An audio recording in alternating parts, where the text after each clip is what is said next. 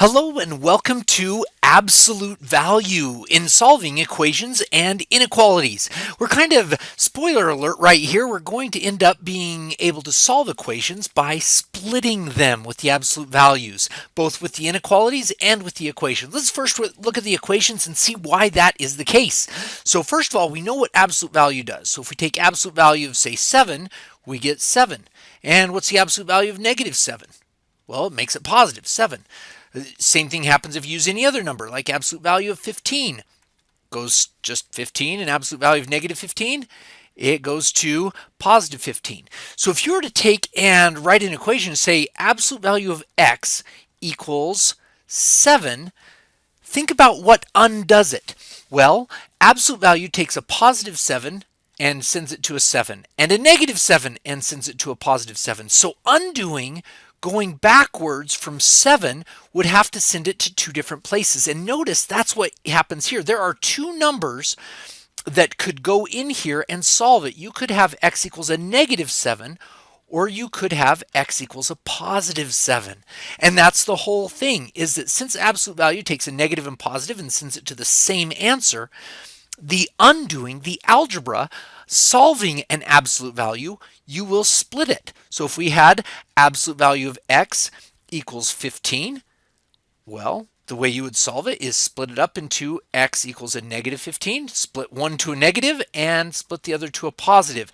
And that allows you to get rid of the absolute value symbols.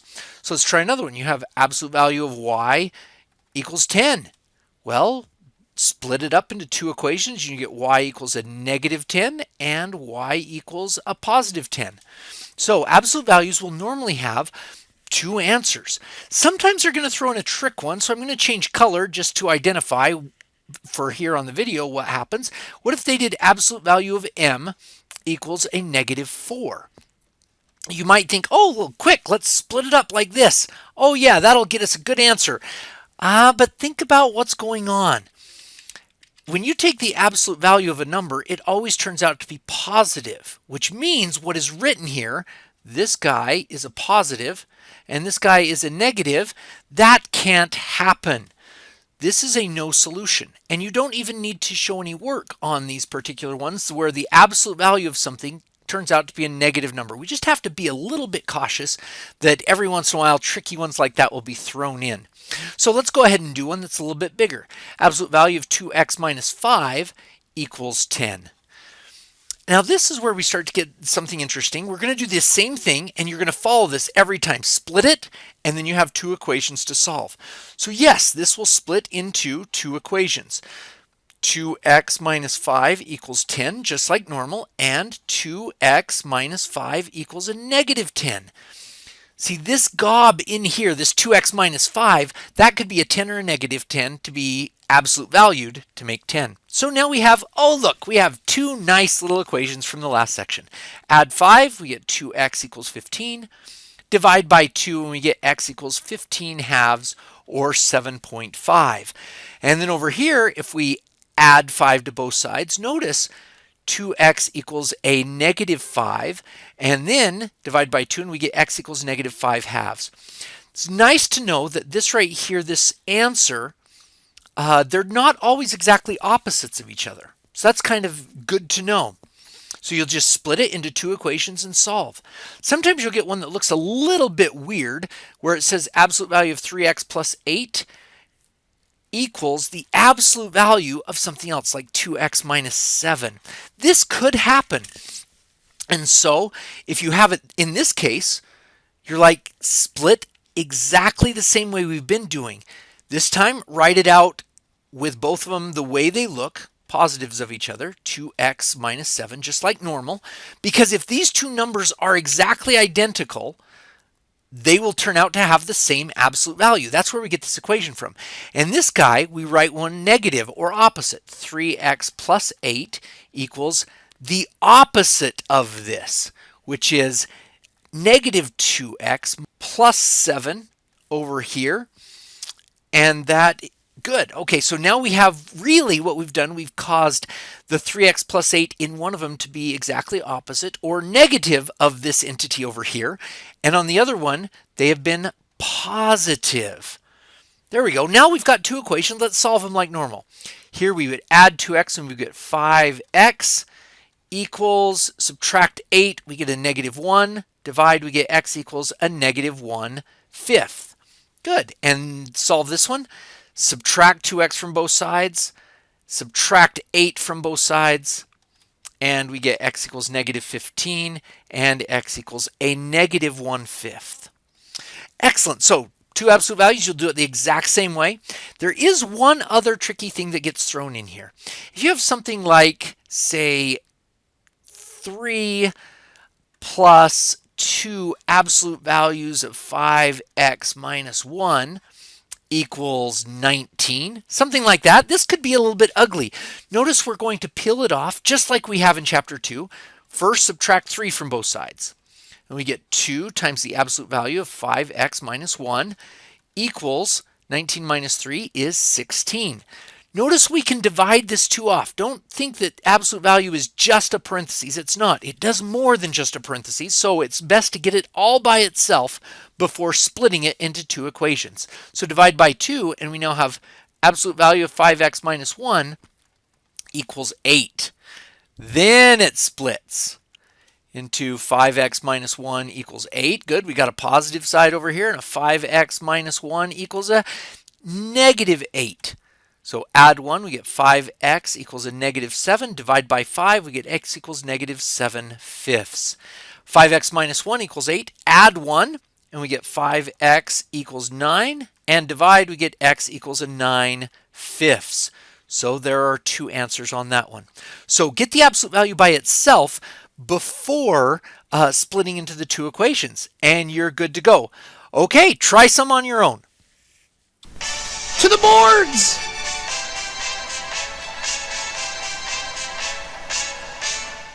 Give them a try, pause the video, and resume when you're ready to move on.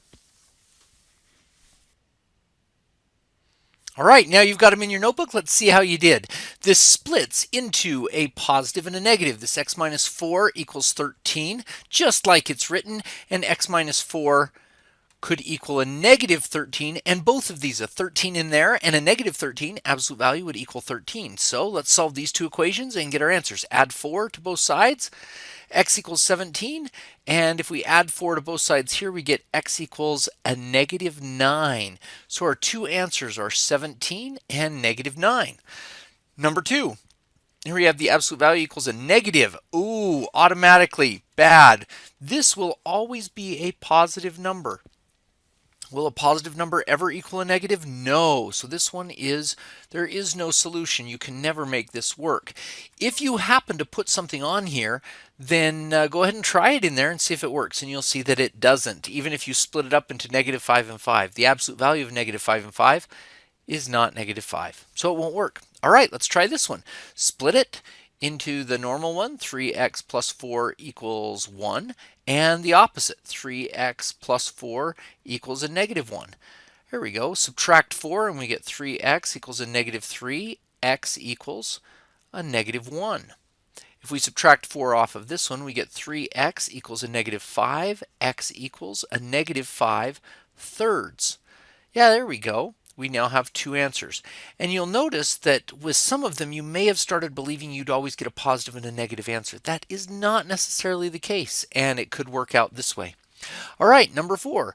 So the split comes, and we have the positive one actually just looks like these two left alone, just like it is. Plus 5 equals 5x minus 1. And you got to leave that as a minus 1, just like this minus 4. When you take them out of the absolute values, remember we're undoing absolute values by splitting the equations. We don't adjust anything inside. So we've got that one, and then 2x plus 5 equals the opposite, or negative, of this whole thing, which is a negative 5x plus a 1. So again, that's a negative of whatever was in there. So now we can solve these together. So on this one, subtract 2x from both sides, and we have 3x minus 1. So that was subtracted 2x, subtracted 2x there. And then add 1, we get 3x equals 6, and we get x equals 2. Yeah, go ahead and check that in there and see if that works. 2 times 2 is 4, plus 5 is 9, equals 5 times 2 is 10 minus 1 is 9. Absolute value of 9 equals absolute value of 9. True. So now we try it with the equaling opposite. We get add 5x to both sides. We get 7x plus 5 equals 1. Subtract 5 and we get 7x equals a negative 4 and x equals a negative 4/7. And just for fun, you could stick this guy in as well. So we get negative 4/7 times 2 is a negative 8/7 plus 5, which is 35/7. We get negative 27/7. Sticking that in, we get 27/7. Wow, yeah. Over here, 7 times negative 4/7 is negative 27 minus 1. So that's minus 7/7 gives you a negative 27/7. Take the absolute value of it, and it's 27/7 equals 27/7. Yeah, both of those numbers will actually work. Nice job. Let's go back and see how we do inequalities. Okay, now that you've got equations, let's move on to the inequalities and see what changes. We start off by something that looks pretty innocuous, something like this. Absolute value of x is greater than 7. Now, as we identify how this split is going to work, notice we're going to be splitting with a positive and a negative and switching direction. It's most easy to see why that is going to take place when we look at a graph. And we're going to be graphing it anyway, so we might as well.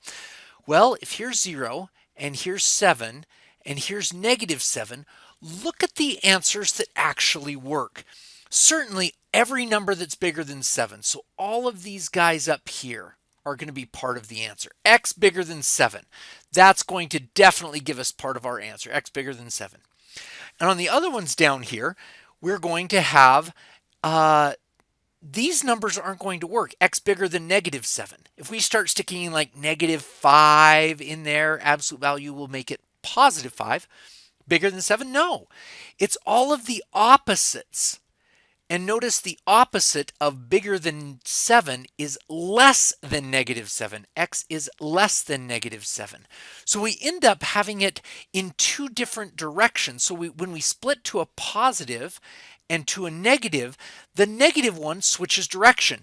In reality, we're switching the signs on the x, and then when we divide by a negative 1, it switches the direction. So this is kind of what it looks like here.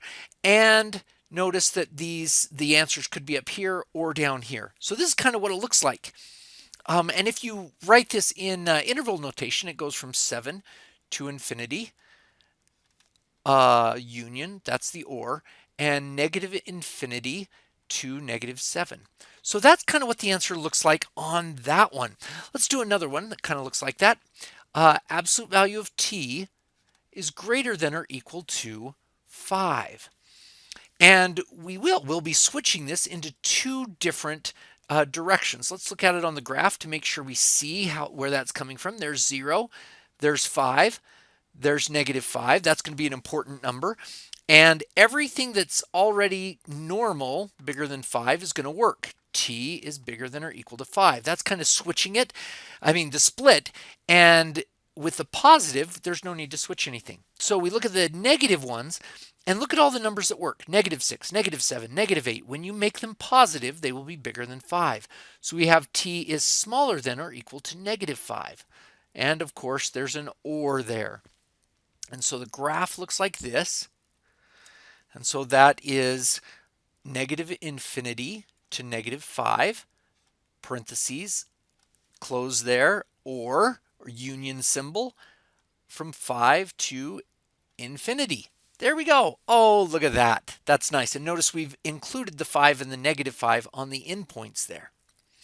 Okay, so that kind of makes it look nice. And something we didn't write down here, but we should keep in mind that we just barely did. When you have an absolute value that is, say, greater than, an absolute value that is greater than or equal to some number, this is going to produce an or statement. That's important. You can see these two arrows pointing off in opposite directions, and that's where we get it from. The absolute value originates from distance, is going to be bigger than something. It's kind of outside these fences at 5 and negative 5. Well, that'll make a lot more sense once you see the other kind. So let's look at the other ones. If we have absolute value of x less than 7. Okay, so again, let's look to see how this splits. and which numbers actually work. Here's 0, here's 7, and here's the negative 7. Now, notice the numbers that actually work, the numbers that are less than 7. If we write x is less than 7, well, it starts to look like this. And yeah, 4, 3, 2, 1, 0, all of these numbers work. They're smaller than 7. All of their opposites work, which are these guys right here, right up until you hit there. Notice what happens if you stick in like -8 or -9 or -10. Take the absolute value of them, they are not smaller than 7. So the other one where we say we've got to be on the bigger side. So when you switch it down to the negative one, it's x is bigger than -7. Let's write it the other way so you can see that. So if x is less than 7 and we say x is bigger than -7, these two, notice how these numbers are trapped inside of this. Yeah, this is the less than 7 goes all the way to infinity, greater than 7, but we don't want those numbers. We only want the ones that are trapped. And so this is actually an and statement. Anything that has a less than means that this absolute value or distance of whatever numbers are in here are trapped by this upper value of 7. So they're kind of on a leash. They're stuck inside of a pen.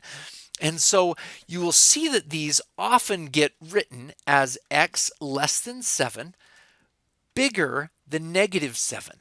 Like this, and that shows you that it's trapped inside the two numbers. X is smaller than 7, bigger than -7 at the same time. And of course, interval notation will look actually kind of like a point. It's kind of weird. -7 up to 7 as that interval. Let's see another example really quick. Let's use this t example that we had before, t, and it's going to be smaller than or equal to 5. All right, so on the graph, what numbers actually work?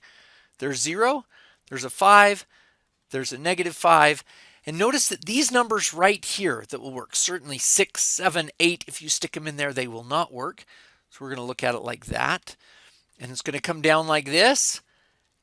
And then we get the -1, -2, -3, -4, -5 will work, but no further. And so we actually have less than or equal to 5.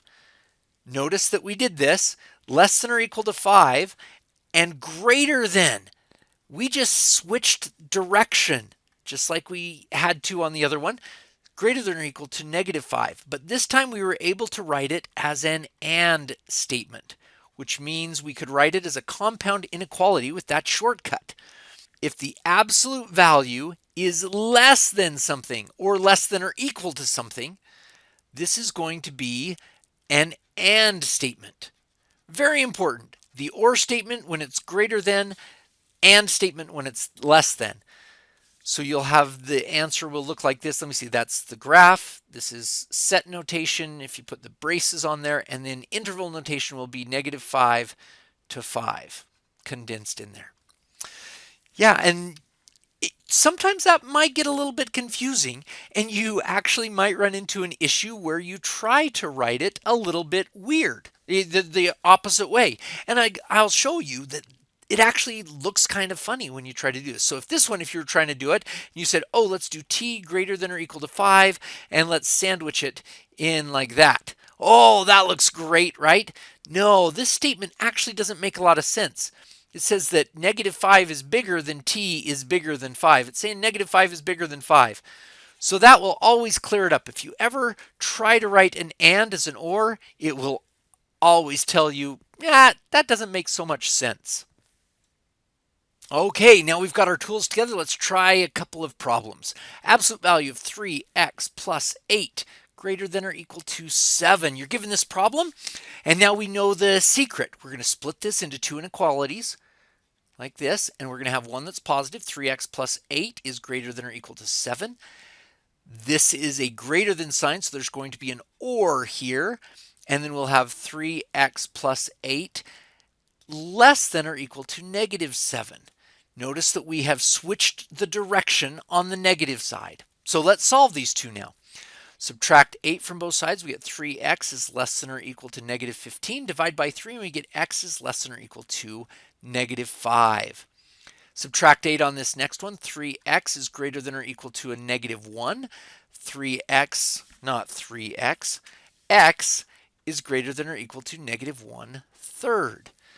So now let's set notation will look like this with the prettiness on there or statement in there. The graph will look like, let me see, there's 0. So there's -1/3 and there's -5. So we have x is less than or equal to -5. So that's like that. And or greater than or equal to -1/3, like that. So there's the graph.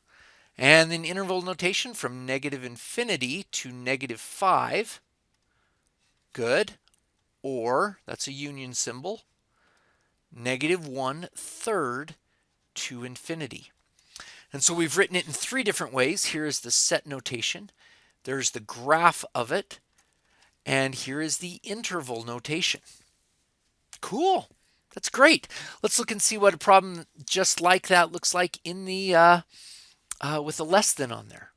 Absolute value of 3x plus 8 less than 7. And let's see what it looks like with there. Now remember, this is going to be an and statement.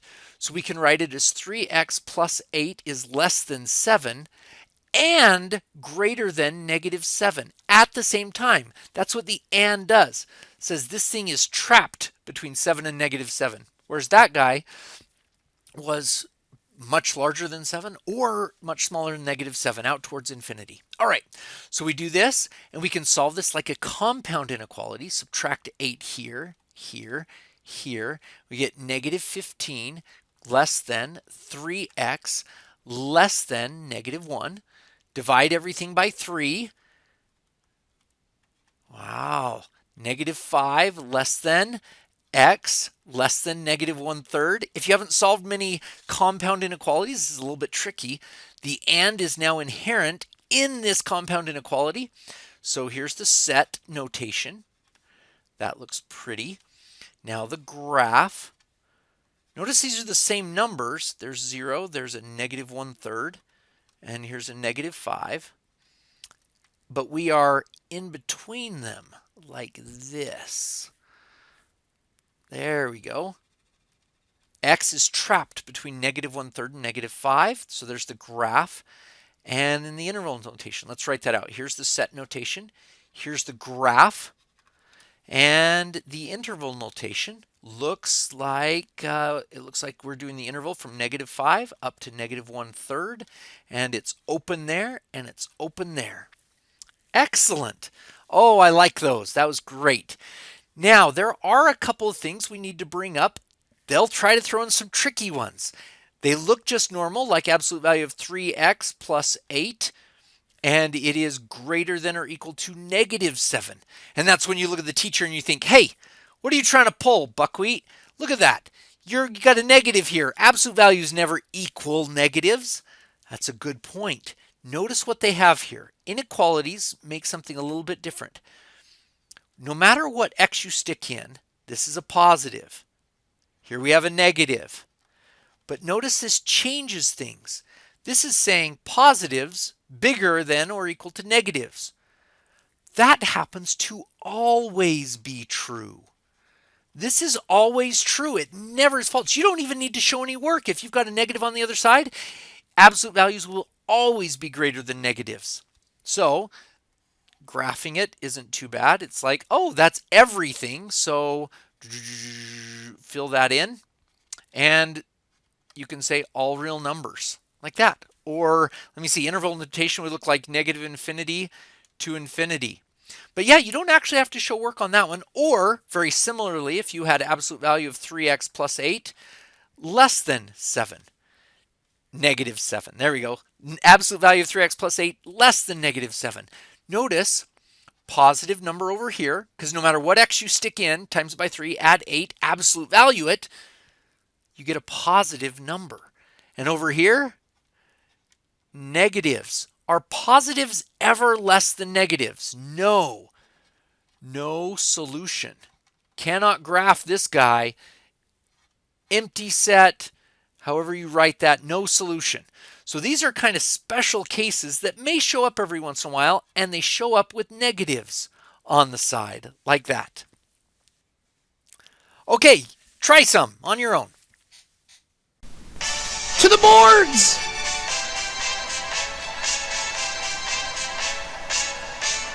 So look these over and pause the video and give them a try. And then resume the video when you're ready to see the answers. So this one splits into two. So we have the x minus 4 can be bigger than 13. And the other one is that x minus 4 is less than the negative 13. Now again, the negative one switches direction. So we have x minus 4 smaller than that. So let's look at the two answers. X greater than 17. Yeah, that works. And x less than a negative 9. Now notice that these two right here, the answers in here can either be bigger than 13 or, so this is an or statement, less than negative 13. So on a graph, it looks like this. There's 0, there's 17 way up there, and there's negative 9 right down there. We have 17 and greater than that, and negative 9, and x is smaller than that, like this. And in interval notation, it would look like this, from negative infinity to negative 9, open, open, union, or is what's happening between these two, and 17 all the way up to forever. There we go. So this is what is called set notation, when you put something like this on and have those nice little things look like that. This is the graph, and this is interval notation. So there are three ways of saying the exact same thing. Number 2. Okay, this is the absolute value of 5x minus 7 is bigger than negative 5. Now we have a negative sign over here, which when it was an equals, positives will never be equal to negatives. They'll never be less than negatives. But since this is positive and that's a negative number, positives are always bigger than negative. So this is actually x is all numbers. Yeah, that's right. No matter what you stick in there, once you take the absolute value of it, it will become a positive number, which is always bigger than negative 5. So we don't even need to solve this problem, but recognize that it's a special case. All right, number 3. This one, we have the absolute value of 3x plus 4 less than or equal to 1. Well, if it's smaller than and it's an absolute value, this gets trapped. 3x plus 4 gets trapped in a compound inequality between 1 and negative 1. So the distance can't shoot off forever, because this number, if it gets too big positive or too far in the negative, when it's made positive, it'll be bigger than 1. So it has to fall in between the 1 and the negative 1. All right, so solving it, we're going to subtract 4, and we're going to do it from all three sides of this compound inequality. So negative 5 less than or equal to 3x less than or equal to negative 3. Divide now by 3, and we get negative 5/3 less than or equal to x less than or equal to negative 1. Now notice this is inherently, by how we set it up, this is an AND problem. Everything that is less than is AND, everything that is greater than will be an OR with absolute values. So that's the set notation. If we put the cute little braces and X thing on there, the graph is going to be exactly where the X's are. Oh, we should note that when we did the negative one, 3x plus 4 used to be less than whatever number was over here. This one is a switching of the sign. Even though it looks like it's pointing the same direction, the 3x plus 4 is on the opposite side of it. So this negative did indeed switch that direction. All right, so here's 0, here's negative 1, and here's negative 5/3. And we are in between them, and it is closed, a closed dot on one side and a closed dot on the other, and those are the symbols for interval notation. So negative 5/3 all the way up to negative 1, closed on that end and closed on that end. Excellent. All right, let's look at number 4. This is back to a greater than, so this is going to be an OR statement where we go 2x plus 5 bigger than or equal to 7, and the negative one, 2x plus 5 less than or equal to negative 7. All right, let's do it. 2x, subtract 5 from both sides, greater than or equal to 2. X is greater than or equal to 1. Let's write that OR in there. And then this guy, 2x, subtract 5, is less than or equal to negative 12. X is less than or equal to negative 6. And again, there's your OR statement. Put the little prettifying there. And what do we have? Yeah, that's set notation. The graph of this looks like, well, there's 0, there's 1, and it's going to be a closed thing that way going all the way up to infinity. And down here at -6, it's again closed and heading that way with an or. So interval notation looks like this: -infinity to -6, that entire interval, open at -infinity, you never actually hit it. -6 is an answer, or union from 1 to infinity. There we go, from 1 to infinity. Good deal, and that will conclude this lesson. Nice job.